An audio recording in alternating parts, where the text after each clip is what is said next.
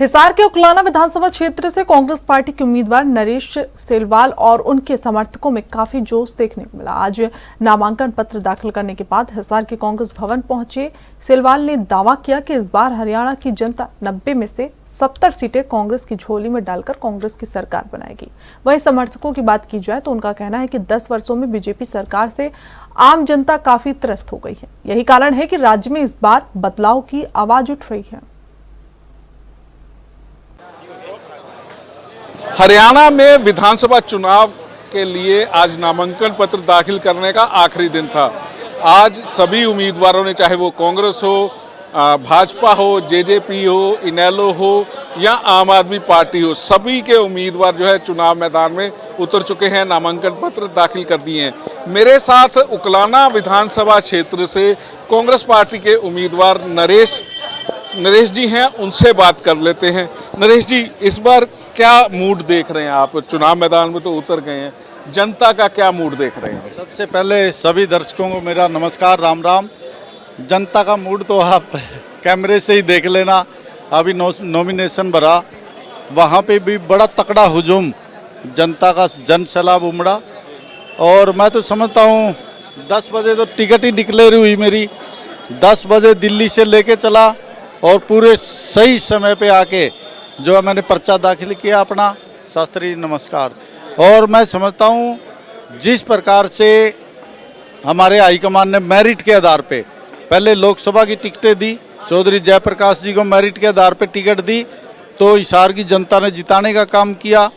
उसी आधार पे अब जो है विधानसभा की यहाँ पे 7 सीट है हिसार के अंदर, 7 की 7 सीटें मेरिट के आधार पे जन भावना के अनुसार दी गई है। मैं समझता हूँ 7 की 7 सीटें हम जीतने जा रहे हैं। अगर बात की जाए, बिल्कुल जैसा कि ये दावा कर रहे हैं कि 7 की 7 हिसार की जो सीटें हैं वो ये जीतने जा रहे हैं। मेरे साथ कुछ और समर्थक उनके साथ बैठे हुए हैं मेरे साथ। अगर आपसे बात की जाए, कितना फायदा जो है, भाजपा की सरकार है, 10 साल से यहाँ पर सरकार रही है, तो क्या समझते हैं कि वो जो पूरे जो जनता के जो उम्मीदें थी उन पर पूरा खरा नहीं उतरे?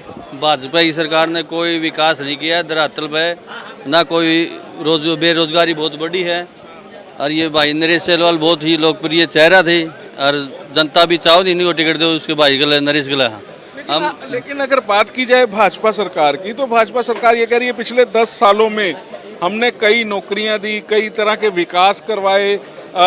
कुछ इलाके ऐसे भी हैं जहां पर कभी रोड नहीं थी, वहां पर रोड इंफ्रास्ट्रक्चर दिया, हर तरह की जो फैसिलिटी है वो सरकार को दी। डबल इंजन की सरकार रही है।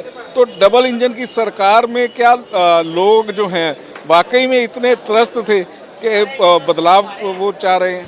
मैं एक सोथा गांव का प्रतिनिधि सरपंच हूं और इस बीजेपी सरकार में सब कर्मचारियों को भी लाठीचार्ज किया गया था, उनकी मांगे नहीं मानी गई। ना कोई ये जो विकास है सिर्फ कागजी विकास है, धरातल पर कोई विकास नहीं है। अगर आपसे मैं बात करना चाहूँ, आप ये बताइए कि विकास किसको कहते हैं, किस तरह का विकास आप चाहते हैं? वैसा है, मैं खेदड़ गांव से प्रतिनिधि हूँ, सरपंच एक्स सरपंच हूँ। 2010 में मैं था, मेरी बेटियाँ है। इन्होंने धरातल पर कोई विकास नहीं किया, इन्होंने कोई भी कुछ नहीं छोड़ा। जैसे सरपंचों का मामला था, उस बारे में इन्हें ई टेंडरिंग करके ऐसा भ्रष्टाचार चलाया। उस ई टेंडरिंग में इतना भ्रष्टाचार हुआ जो आज तक कभी नहीं हुआ। इसलिए सभी सरपंच से खिलाफ थे। जब भी सरपंचों ने अपनी मांग रखी, सरपंचों को लाठी डंडियों से भाजा। कोई कर्मचारी गया तो कर्मचारियों को लठ मारी। इन्होंने कोई भी किसी संगठन गया, उस संगठन को लाठियों से बात करी है। और अब जो पीछे लोकसभा का इलेक्शन है, उस लोकसभा के इलेक्शन में सभी सरपंचों ने दिखा दिया भाई सरपंच में ताकत क्या होती है। तो उन्होंने सभी इकट्ठे होकर हमने कहा था भाई हम इस सरकार को पाड़ उखाड़ के भगा देंगे। अब इसमें भी विधानसभा में सभी सरपंच तन मन धन से कांग्रेस पार्टी के साथ है और उकलाना हल्के के सभी सरपंच नरेश सेलवाल के साथ। हरियाणा की जनता किस पार्टी के हक में अपना जनाधार देकर हरियाणा की जो सरकार है उस पार्टी की झोली में डालती है? कैमरामैन विजय के साथ राजन गोसाई, ANB न्यूज़, हिसार।